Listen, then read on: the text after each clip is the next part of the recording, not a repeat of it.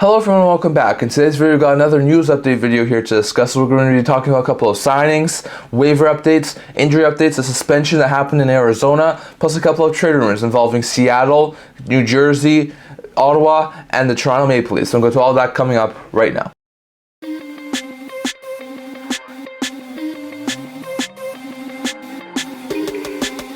Hello everyone, welcome back to another video here at the Instant Hockey Channel. Now, as usual, before we begin this video, don't forget to like this video, and if you're like to subscribe down below. We have hit 200 subscribers. Thank you for all of your support. I've never been able to do this with all of you guys, so don't forget to subscribe so we can hit 250 subscribers. Now, as usual, I'm going to start off this video by discussing a signing that has happened from over the past couple of days. Only one sign, but it's a pretty important one, as the Florida Panthers have signed defenseman Uvis Balinskis. He is an undrafted defenseman who signed a one-year deal in the offseason. He was brought in to sort of be a little bit of depth to their blue line to sort of help them while they were dealing with injuries to guys like Montour and Ekblad, but he actually fit in quite well. He was a really good addition there to the blue line, actually made the NHL out of the training camp, was able to get to 18 games played, scored his first career NHL goal and 2 points, did all right. After a while was sent down to the minors, given the fact that the Ekblad Montour are back, and then so far he's put up 8 points in 8 games at the AHL level. So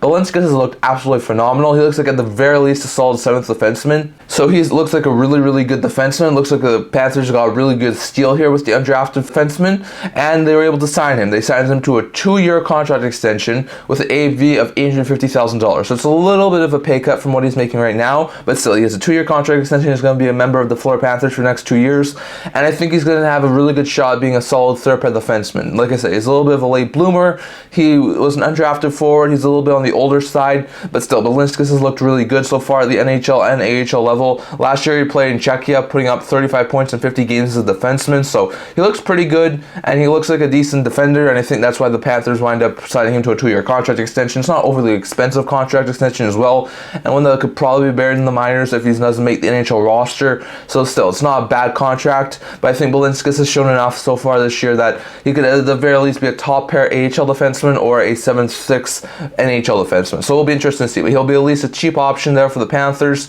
next couple of years to either make the NHL roster and be a solid third-pair defenseman, or at the very least be a really good call-up option if they run into injuries. So that's a really good sign in my opinion. Balinskis, a late bloomer, signed last year. Definitely looks like a really good player coming over from Europe, and he's done extremely well over in America. So very good sign there in my opinion. I think Balinskis will have a lot of possible games ahead of him at the NHL level. So really good stuff there for Florida, deciding their European player to a new 2-year contract extension, and hopefully Balinskis can carry this success from this season over into the next couple of seasons. So that's a really good sign there for the Panthers. Next, going over to the waiver update part of the video, going over to a couple of waiver updates we've had over the past couple of days. Like we said, we didn't have any waiver updates on Monday, but we did have a couple on Tuesday and Wednesday. First, on Tuesday, the Seattle Kraken placed defenseman Megna on waivers.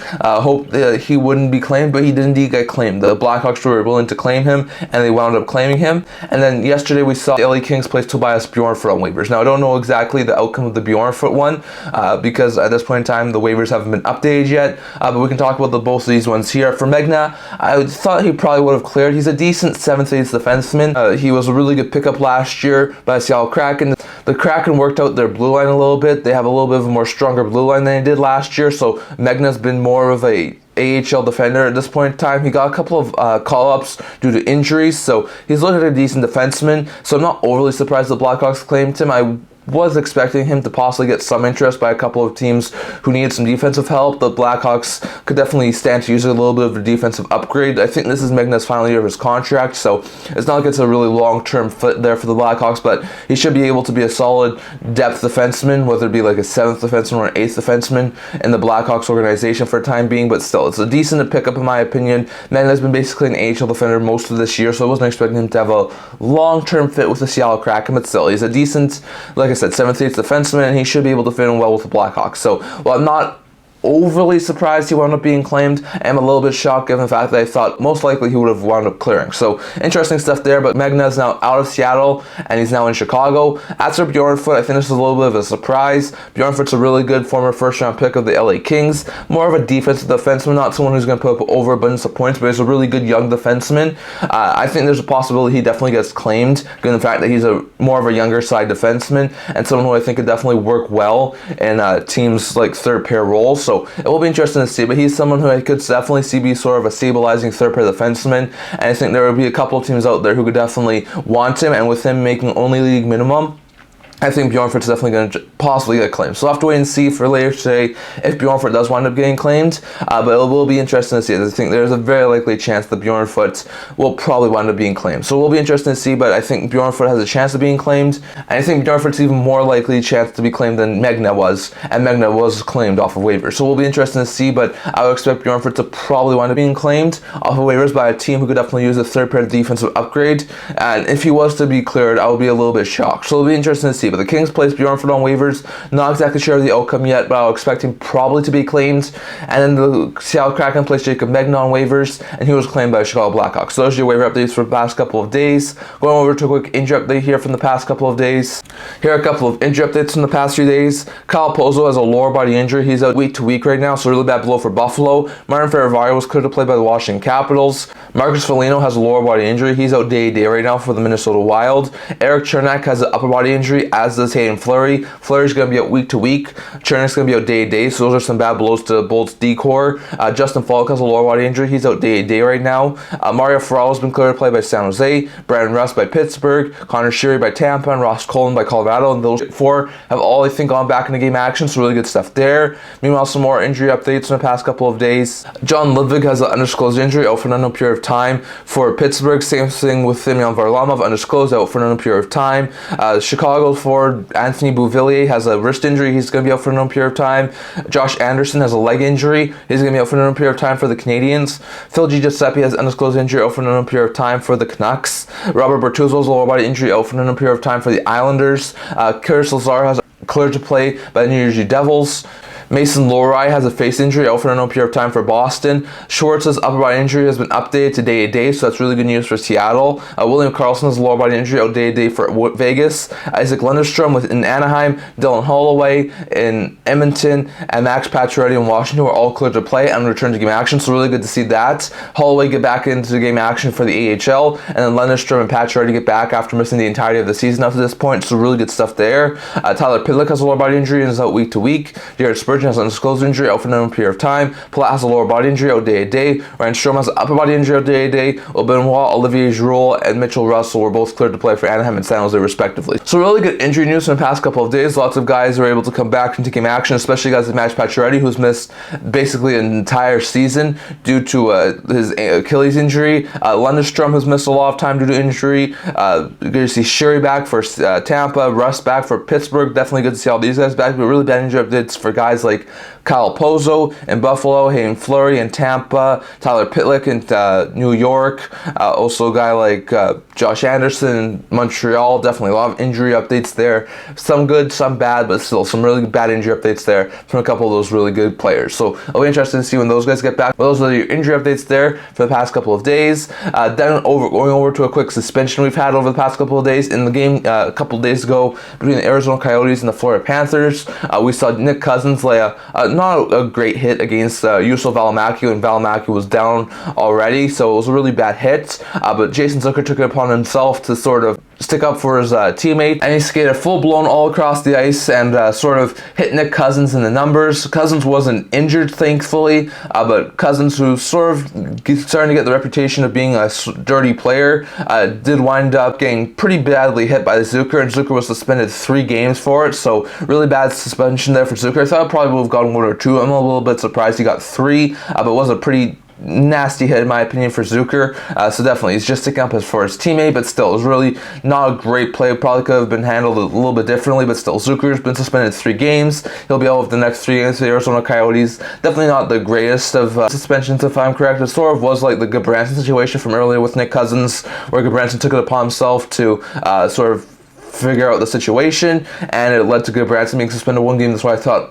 Zucker would probably get 1 or 2 games, but it does wind up being 3. So Zucker's going to be out for the next little while due to his suspension, and Nick Cousins was all right and did indeed play the rest of the game. So it'll be interesting to see, but once again, Nick Cousins does not look like a really great player. Definitely was a bad hit on Valimaki, and then Zucker winds up coming in and winds up earning himself a 3-game suspension. So not great stuff there for the Arizona Coyotes, and Zucker will be out for the next little while. And then going over to a couple of trade rumors.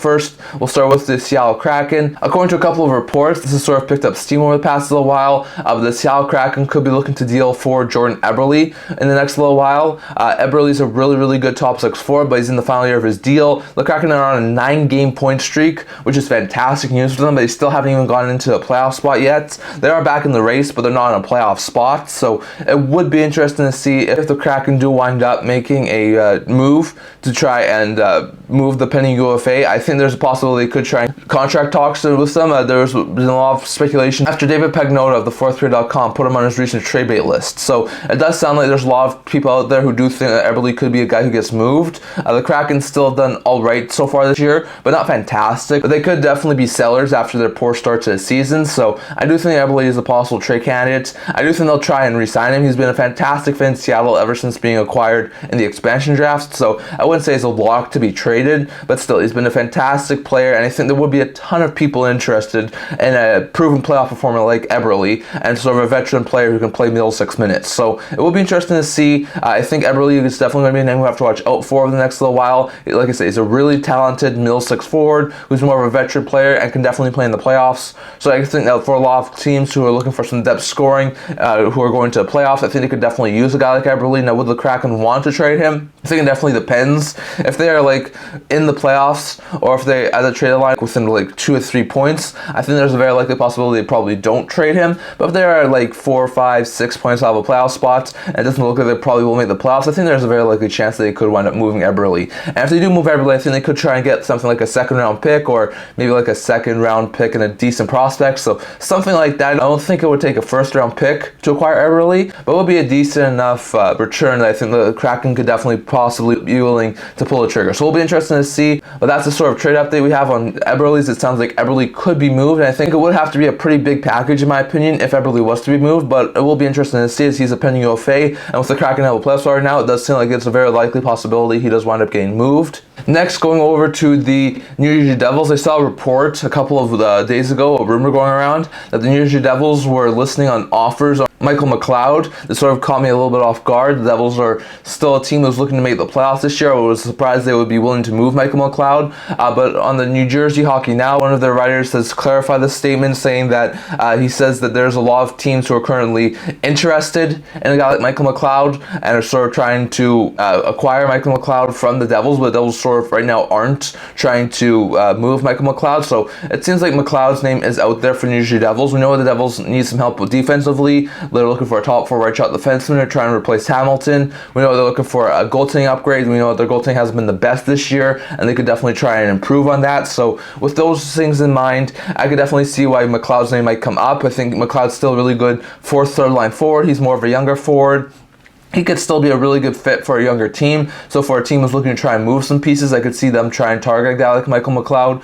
Now, I think that he's worked fantastically with the Devils as like a 4th, 3rd line center this year. I think they would rather keep him than move him on. I think there's possibly a couple of other prospects, like maybe a Micheal or a Nolan Foote, that they would probably want to move on from first rather than a guy like McLeod. So we'll be interested to see. But it sounds like McLeod's name is coming up in trade rumors, and I do think it is possible we could see Micheal McLeod trade, but we'll be interested to see. But it really does depend on what the Devils would really want to move if they were going to try and improve their team. And then going over to Ottawa Senators, on the Jeff Merrick show, Elliot Friedman was talking about the Ottawa Senators, saying how they got blown out by the Vancouver Canucks just a couple of days ago. He thinks that a couple of players that we're going to have to watch out for, because it does look like there will be sellers at this year's trade deadline, will be Tarasenko and Kubalik, 2 guys who are in the final year of their deals. Tarasenko's a $5 million cap hit, Kubalik's a $2.5 million cap hit. market. Both guys are decent middle six forwards and can definitely help producing really well as like middle six goal scorers. I think Tarasenko will be a fantastic fit for a lot of teams on the second line. He's fitting extremely well with Ottawa. I'm not overly ruling out the fact that they could try and resign him, but I think just given the fact of how well he's fitting with Ottawa, and given the fact he's a pending UFA, I think there would be a lot of trade interest in him, and they could probably get like a second round pick and a decent prospect for him. Kubalik, a little bit on the lower side. He's more of a third liner at this point in time, and he hasn't fit in overly well in Ottawa, so I think they would only be able to get like a mid-level draft pick for him, but still, I think Kubalik's another guy who could wind up being on the move. So these are two guys who are going to have to watch out for the next little while. Tarasenko and Kubalik are two really good, like I said, middle six forwards, who I think could provide some depth scoring for a couple of teams should they be acquired at the deadline. So it will be interesting to see. The Sens might have to retain some cap hit on Tarasenko if they were to move him, but still, it's a really decent concept, and I think if the Sens do continue to fall and they are still at the deadline, these are two guys who are probably the most likely to get moved at the deadline. And lastly, we're going over to the Ottawa Senators' Ontario rivals, the Toronto Maple Leafs. Now we have a couple of rumors here for the Leafs. First, it sounded like, according to Elliot Friedman, that the Leafs were trying to get an upgrade